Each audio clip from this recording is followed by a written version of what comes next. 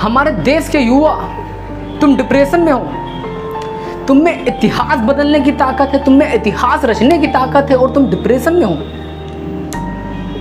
ये जो आपके लाइफ में छोटे छोटे फेलियर आते हैं, इनसे डिप्रेस ना हुआ करो, इनसे लड़ा करो। इनसे लड़ना ही तो जिंदगी है। और यही फेलियर आपको एक दिन इतनी ऊंचाइयों तक ले जाएंगे कि आप सोच नहीं सकते हैं। आपने एक चीज हर एक सक्सेसफुल इंसान के अंदर देखी होगी, जितनी बड़ी सक्सेस किसी ने अचीव की है, उसने अपने लाइफ में उतना ही बड़ा फेलियर देखा है। आप कान खोल के एक बात ये सुन लीजिए, आप लाइफ में जिसने बहुत बड़ी सक्सेस अचीव की, उन सभी ने अपने जीवन में बहुत बहुत बहुत बड़ा फेलियर देखा है। हम यहाँ पर बात करते हैं अवध ओझा की, हिंदुस्तान में आईएएस प्रिपरेशन के सबसे बेस्ट टीचर एंड सबसे बेस्ट मोटिवेटर। उन्होंने भी एक समय में 6 महीना एक बार के अंदर वेटर की नौकरी की थी। Alakh Pandey, founder of PW, he is the greatest personality in our India. मतलब जितनी तारीफ की जाए कम है। वो भी एक समय में किराए के घर पे वो रहते थे एक समय में, और पैसों की तंगी होने के कारण उन्होंने अपनी कॉलेज छोड़ना पड़ा। वो कॉलेज ड्रॉप आउट हैं।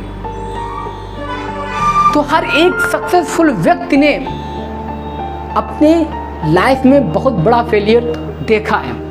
तो फेलियर से ना डरो, फेलियर से लड़ना सीखो।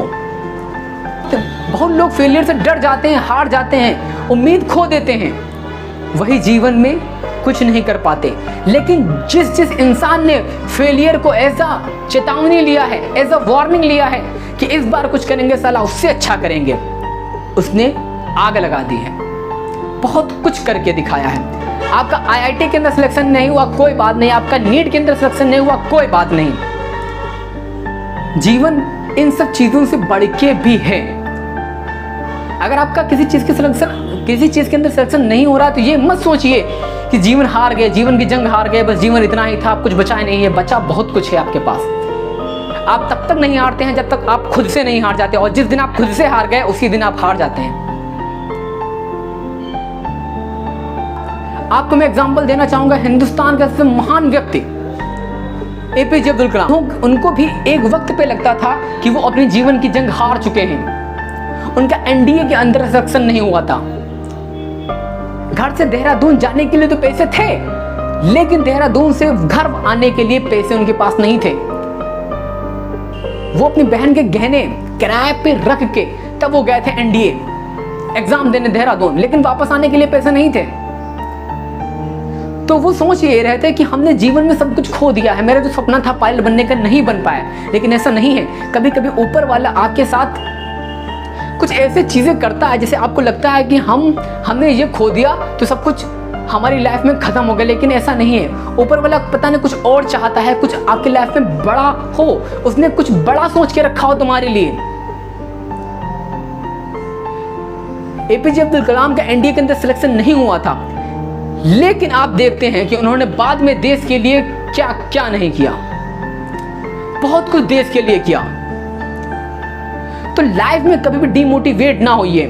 आपका कहीं सिलेक्शन नहीं हो रहा है, कोई बात नहीं, फिर ट्राई कीजिए, फिर ट्राई कीजिए, फिर ट्राई कीजिए, और अंत में अगर बिल्कुल नहीं हो रहा है तो आप ये चीज जरूर सोच लीजिए कि आपके लिए भगवान ने कुछ बड़ा बना के रखा है लाइफ के अंदर।